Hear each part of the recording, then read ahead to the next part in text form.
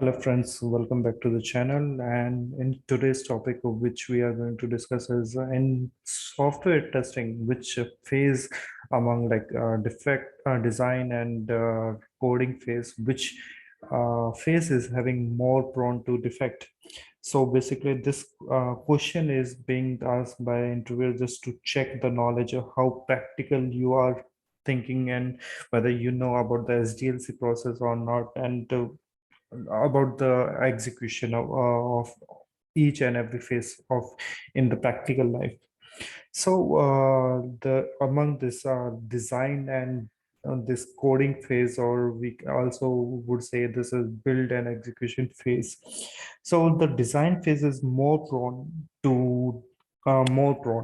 as compared to the execution phase. One of the most frequent defect which occurs during the design phase, during this phase, is the product does not cover the complete requirement of the customer. Whatever the requirement we have gathered in the first phase of the SDLC is not fully covered in the in this design phase. And the second reason which we encounter is the bad architecture or technical decision are not made properly, which definitely impact the more defects in this design phase. So if we are having more prone to design phase, definitely it would impact other phases as well of the SDLC, and we are going to transfer the defects in the second next phase as well, that is a build and execution phase, or we also can say the coding phase as well.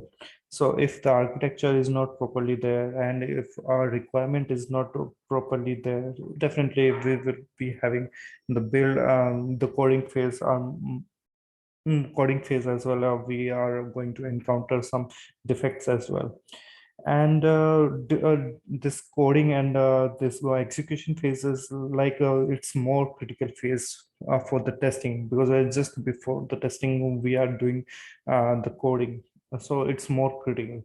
And the testing of the design phase can be done, means QAs are responsible for this testing, and like static testing we can say. And reviews should be done properly. If a reviews is not done in this design phase properly, then definitely it would impact the product ultimately.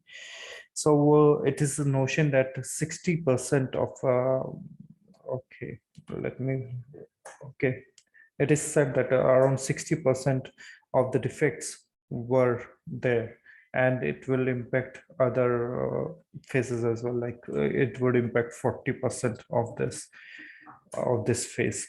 So we have the answer of this question is definitely the design phase is more prone to this, more prone to defects. Hope you liked today's video, and if you are having other things to say on this topic, please comment in the comment section.